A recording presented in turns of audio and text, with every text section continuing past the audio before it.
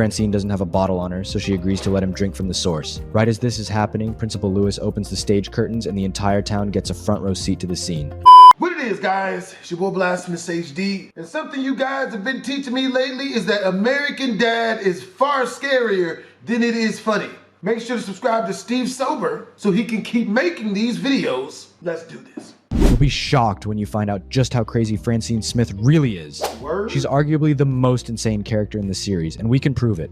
From her colorful parenting skills to her murderous tendencies and obsession with George Clooney, she's on another level. You're basically stepping into an insane asylum, and today's featured patient is Francine Smith. Francine has a colorful past. We've heard her talk about it from time to time about how she used to be a party girl, how she used to take illegal narcotics and engage in coital relations with thousands of people. But on top of all, Francine has another crazy habit. In the 4th episode of season 9 called Crotch Thousands? All I want to know is, does homie have the receipts? I want to see that episode. Walkers, Steve and his friends were cultivating a garden, and when they discovered that they didn't have any money to buy tomato cages, they decided to steal them, and soon they developed the habit of stealing. It went moderately well for them until they tried to rob a candy store and Steve got caught. Francine was called to intervene as the owner of the store let Steve off with a warning. Francine took Steve home in silence, which had Steve wishing that his mom would yell at him. But here's the kicker. Francine took him to a secret room behind her closet where she kept the things that she had been shoplifting for 20 years. She wasn't mad at Steve for stealing, she was mad at him because he got caught. I'm not angry at you for stealing. I'm angry that you got caught. Is it bad that my mom told me the same thing? No, I won't put you on! The funny thing is, Francine takes pride in the fact that she hasn't been caught shoplifting in 20 years. So she decides to teach Steve how to steal and avoid detection while shoplifting. Yes, Steve's mother was teaching him how to steal. She swiped a green backpack and had Steve. Is it bad that my mother taught me how to steal? The scariest part was walking through the metal detectors. Oh God, my heart would drop into my stomach if it beeped. It usually did. Steal another one using the green backpack she'd just stolen. She even taught him to stash toys in a condom and swallow them, making him pass the toys on the other end. And it wasn't just the small toys, she had him smuggle the big ones too.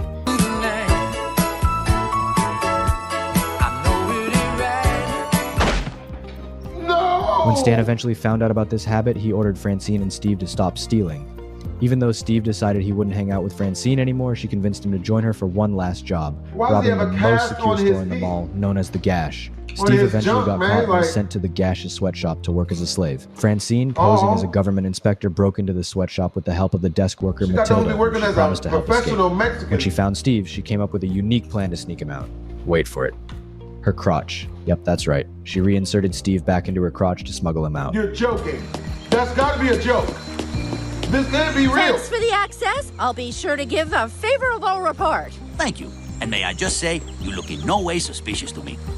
There's nothing any dude can do for a female like this. Steve accidentally slips out, recounting the horrors he's witnessed. Francine then uses one of Stan's grenades, and mother and son manage to escape. 6 months later, Francine suddenly remembers she was supposed to help Matilda, who's still working in the sweatshop.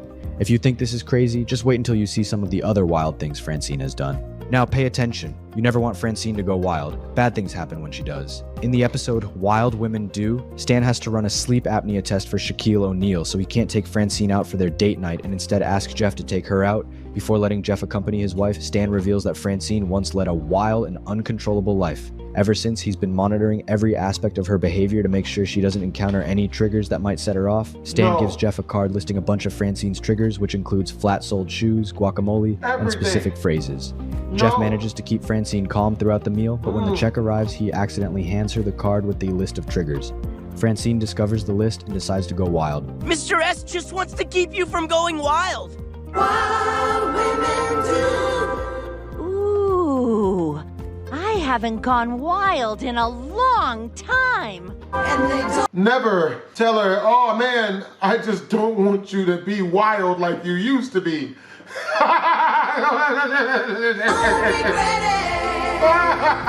Francine ditches Jeff, jumps into a moving vehicle, heads to a bar with a mechanical bull, breaks a bottle over someone's head, stands on the bar, and starts kicking drinks out of people's hands. When Jeff finally catches up with her, they both get thrown out. Francine then convinces Jeff that he too has a wild side. So Jeff joins her in a series of wild escapades. They swing from expensive chandeliers, steal a tractor, and cause massive property damage. They even decide to rob someone, and their first target turns out to be Francine's old drug dealer, who takes them to his friend Rick's dry cleaning business for a party. Rick turns out to be a total nutjob who believes people can transform into washing machines. Fortunately, he ends up killing himself. Roger's called in to clean up the mess, but he just ends up calling 911 to report the incident. Phone. I do swipe text. Watch how fast. Kinda tricky with this blood all over my hands, but oh, here we go. 911, what's your emergency? Murder. There was a murder, but don't you worry, it's being handled by me and the other killers. Roger abandons them as the police arrive, so Francine and Jeff come up with the bright idea to dress Rick as a woman to cover their tracks. They throw him onto a mechanical bull at the bar, hoping it'll look like an accident. Meanwhile, Francine and Jeff decide they're friends. Either way, you definitely don't want to be around Francine when she goes wild. In another episode, Stan is feeling bored in the bedroom. Francine wants to spice things up, but Stan insists on keeping things strictly missionary, believing that's the way God intends a man to lie with his wife. A frustrated Francine watches as Stan spanks Steve for being difficult, and when she complains that Stan is always spanking him, Stan decides to spank her instead to show it's no big deal. However, it turns out to be a very big deal for Francine. Oh my. What do you mean, oh my? It's supposed to hurt. No, it does. It does. Oh, come on. No way. Oh, I don't believe you. That's right. Francine enjoys being spanked. It's her kink, and it turns her on. She shares her desires with Roger, who tells her that if she wants Stan to spank her, she'll have to trick him into doing it. So when Steve fumbles during basketball, she calls Stan, who gets furious at Steve. Then she tells Stan that from now on, she wants to take all of Steve's spankings because it's her fault for using parenting methods that are making him act out. Whereas Stan agrees. When Steve fails, I fail. I don't know if that sounds... And he kept calling fouls like a bitch! Oh, well, I am gonna punish you on his behalf for that. But this is where things get interesting. Francine starts setting Steve up in all sorts of ways to provoke Stan into spanking her. She uses his sneakers to track mud into the house, slaps his underwear on Stan's face while he's napping, and even changes Steve's grades from a B to an F just to make Stan angry enough to spank her. Eventually, Stan catches her when she throws a bike into the house. Francine confesses that she's turned on by spanking, but Stan rejects her desires and banishes her to the woods. He then talks to Roger about Francine's kinks, and Roger points out that everyone has a kink, including him, by singing a kinky song with everyone in his bar. After the song, Stan realizes that he has a kink too.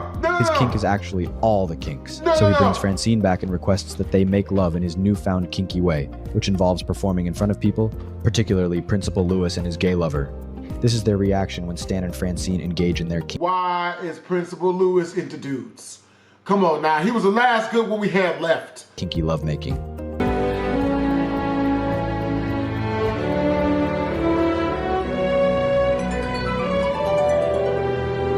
Why? You get girls already. It got so out of What are hand that you it even doing? involved a little person at one point. Francine realized she had created a monster, so once again she asked Roger for help. Roger decided to pull a Hail Mary and do something so bizarre that it would snap Stan back to his senses. There's no easy way to say this, but Roger went into Stan through his butt. I mean, he literally put his extra-large balloon-sized head into Stan's rear end and started talking through his stomach. That gives a whole new meaning to the word probing. Eventually, Francine talks Stan out of being kinky and decides to join a women's baseball team instead, one where they constantly spank her after each game. When Steve and Francine visit Toshi's family, we discover that Toshi's mom, Mrs. Yoshida, is extremely hard on Toshi and his sister Akiko because she wants them to get into a good college. She even laughs at Francine, saying Steve isn't going to amount to much in life. When Francine learns that Mrs. Yoshida isn't the only one who thinks this way, she sets out to find any hidden talents that Steve might possess. It turns out the boy is great at spelling, and he even wins the Pearl Bailey High School Spelling Bee competition. Mrs. Yoshida then claims that her daughter Akiko could easily beat Steve in a spelling bee, so they decide to place a bet. This situation becomes extremely stressful for Steve, prompting him to escape from home and run into Akiko, who is facing similar pressures at her house. They bond and start falling for each other. When Francine finds out about their connection, she tries to discourage Steve from seeing Akiko, fearing it might be a plot by Mrs. Yoshida. Steve starts crying and decides he no longer wants to participate in the spelling bee. Francine prioritizes his happiness and allows him to go see Akiko, but when Steve arrives to meet her, he finds a breakup note from Akiko, which breaks his heart. No! What's the matter, honey? Akiko blew me off. She said she had to rethink her priorities, and that I'm not worth her time. But this is where things start to get wicked. You see, Francine was the one who wrote the note. In fact, she kidnapped Akiko and kept her in the basement to toughen Steve up so he could win the spelling bee. But it gets worse. Akiko's mother is looking for her, and when she finds out where Akiko is, she sneaks into the Smith house like a ninja and paralyzes Haley and Klaus. Then she frees Akiko and takes her to the spelling bee to compete against Steve. While they're there, she invites Francine to a fight and they both grab weapons. Mrs. Yoshida brags about being Asian, claiming she can't lose, but then Francine's parents walk in and she realizes that Francine was raised by Chinese parents. What follows is an intense martial arts battle, with them running up walls and just being badass until they discover that both Steve and Akiko are the finalists. When Akiko fumbles a word, Mrs. Yoshida starts heckling her. In a show of sportsmanship, Steve fumbles his word so she can win. Francine is proud of him and tells him the truth. In turn, Akiko fumbles her word for Steve, and they keep passing the mistakes back and forth. While Francine and Mrs. Yoshida are proud of their kids, they continue fighting. Guess there's no changing a crazy mom.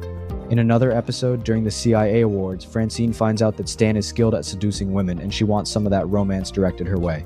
However, Stan decides he'll just be himself around her, which only frustrates Francine further. So, what does she do to get Stan to romance her?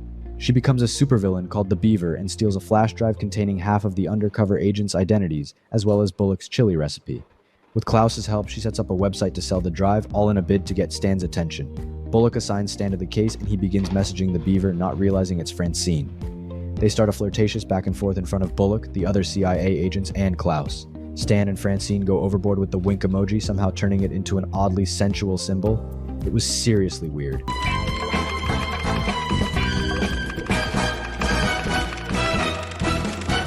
Really? Is that how you get this jolly? Can't be how you get this After jolly. all that, Stan arranges a meeting with the Beaver at a masked party. When he arrives, he immediately recognizes Francine, who explains her reason for stealing CIA secrets. Stan persuades her to hand over the flash drive, but it turns out it's already been stolen by another supervillain, the Falcon. Francine decides to set up another meeting with the Falcon and brings him up to her hotel room, where Stan is waiting to ambush him.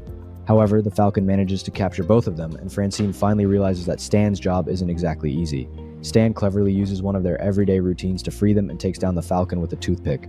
The two end up winning Best Couple Kills at the next CIA Awards, which is saying something. So, believe it or not, a lot of what you've seen so far is a toned-down version of Francine. Now we're getting into just how wacky and out of control Francine can be. One of the most infamous episodes of American Dad is called Tapped Out. It begins when the family goes clothes shopping, and Steve decides he's going to pick out his own outfit without his mom's help.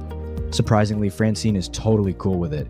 The new clothes give Steve a big boost in confidence, and Principal Lewis even cast him as the lead in the school play. But later that night, while he's doing his usual security patrol around the house, Steve discovers something extremely strange. Oh, Francine, you milky marvel.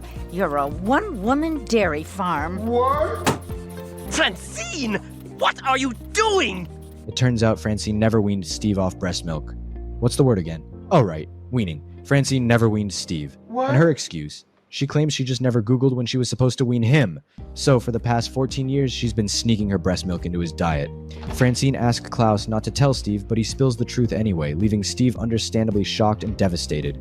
At first, Steve quits the milk, but soon he realizes he's struggling to focus without it. So in a twist, he runs back to Francine begging for more breast milk. And believe it or not, she's all too happy to oblige.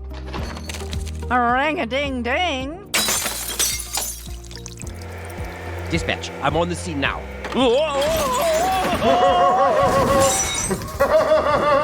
Then we cut to a montage of Steve regularly taking the milk, with each sip seemingly boosting his confidence. It's hard to watch, but this goes on for a while. Until on the day of Steve's play, he's a nervous wreck and begs his mom for a last-minute dose of milk. Francine doesn't have a bottle on her, so she agrees to let him drink from the source. Right as this is happening, Principal Lewis opens the stage curtains and the entire town gets a front row seat to the scene. The backlash is swift, and Stan, mortified, banishes them to the basement. Francine and Steve stay there for over 6 months, with their only hope of redemption resting on Roger, who promises to make a documentary to clear their reputation. But even Roger finds the project too weird and quits, leaving Francine to confront just how bizarre the whole situation is. She decides she has to wean Steve once and for all, and she uses his bee allergy to do it. Francine stings herself with bees and breastfeeds Steve, sending him into a coma for an entire year. Yeah, there's nothing normal about this family. We've seen moments where Francine was downright unhinged, but this was one of those times where we truly got a glimpse into how her mind works and how it copes with grief. When Stan was young, his dad didn't want to spend any time with him. Instead, he hired a man named Hank to be Stan's imaginary friend so he wouldn't have to bother himself. Classic Stan's dad. But being the crook he is, Stan's dad never paid Hank, so Hank eventually ditched young Stan. Fast forward 3 decades, and Hank shows up at the Smiths' doorstep, telling Francine the whole story and asking for the $300 he's still owed. Francine, seeing an opportunity, not only pays him the money, but throws in an extra $500, asking him to convince Stan to take her dancing to save their marriage. Hank does his job and Stan complies, but then Hank decides he wants more money, threatening to tell Stan the truth if Francine doesn't keep paying him. Unable to confess her actions to Stan, Francine persuades him to get rid of Hank as his imaginary friend. The next morning, Francine wakes up with a note stuck to her forehead. Panicking, she calls Steve, who ends up calling an ambulance to remove it. Well, here's the problem. It's paper. Oh, it's a love note from Stan. I took Henderson skydiving. He came from the heavens, and thither he shall return. Then we see Stan on a plane, sincerely thanking Hank for everything, still believing he's just an imaginary friend. To end things with a bang, Stan shoves Hank out of the plane mid-flight, and Hank crashes down onto Francine's car hood. Francine decides it's finally time to tell Stan the truth, admitting to everything. Surprisingly, Stan takes it well and even helps her dispose of Hank's body. But here's where things take a strange turn. Stan notices Francine is emotionally rattled by the whole ordeal, so he calls in a CIA grief counselor, a woman named Kathy, to help her cope. Kathy assures Francine it wasn't her fault, giving her peace of mind. Francine feels a huge sense of relief and joyfully shares her breakthrough with Stan. That's when it's revealed that Coach Kathy isn't real. What?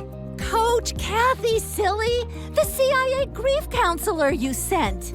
Coach Kathy. Agree. She totally cured me, and I hit a 90-mile-an-hour fastball! Oh, Nice. good. That sounds real. So, do you feel like it's in your best interest, mental health-wise, to keep up this relationship with Kathy? Yeah, I blame it on grief on this one, but we can't deny that there's something wrong with Francine upstairs. Francine's catchphrase. In this episode, Francine realizes that she's going to kick the bucket eventually and she wants to leave something behind. When Klaus asks her what about her kids, she doesn't think that's important enough. So Francine decides to create a catchphrase, something that will live on when she's gone. She keeps shuffling through catchphrases until she finally finds one. Things are getting too spicy for the pepper. Wait! What was that? Just now. Things are getting too spicy for the pepper? That's it. That's it? Things are getting too spicy for the pepper. Your catchphrase. Of course! Her catchphrase is, things are getting too spicy for the pepper. When she tries saying it in front of the family, no one responds to it, which makes her sad. But Klaus teaches her to say it in the way Gabourey Sidibe would say it. Francine eventually delivers the catchphrase, and Jeff commends her, and instantly Francine goes into a frenzy, and that's when it's revealed that Francine has already built merchandise for her catchphrase, from hats to t-shirts, flyers, everything. The sad part is, it's eventually made known that she's not the originator of the catchphrase, and even Hulk Hogan uses it, so in the end, she's back to square one. Murderous tendencies. If there's one thing that's quite evident about Francine, it is her undisturbed nature when it comes to people losing their lives or facing pain. In Season 6, Episode 8, when Stan hands Steve a gun and Steve accidentally shoots Santa Claus, Francine's only protest is that they didn't let her smash his teeth in and cut off his hands. What? This is after she suggested that they bury his body together as a family. We don't speak of this to anyone. I can't believe we're burying this guy in the woods. I can't believe you guys didn't let me smash his teeth out and cut off his hands. What? You want to get away with this or not? There's also the moment when she idly walks by as Stan operates on Haley's face and she doesn't say a word. that Goro? It's almost as if she's dead inside. This is why, in the episode Killer Vacation, the family goes to a resort. Francine insists that she wants Stan to relax and spend time away from work. However, Bullock spots a notorious criminal called Goran the Mutilator posing as the camp director and tries to get Stan to assassinate him. When Francine finds out about this plan, instead of getting angry at Stan, she insists that she wants to join him on the mission, that she wants to kill someone. This is how you know Francine is a psycho. Come on, what's so hard about it? Bam, bam, bam! I just killed that waiter, a baby, and a fat guy and a rascal. But honey, Joe's the outdoor activities director. He's always surrounded by people. So kill them all! I think it's hot when you talk like that, but that's not how we do things at the CIA. She ends up playing tennis with Goran, and Stan tries to shoot him from a tree but is attacked by a suicidal lemur. So Francine Lemur? takes matters into her own hands and tries to assassinate Goran with a tennis racket. Goran ends up grabbing Stan's gun and chasing them through the park.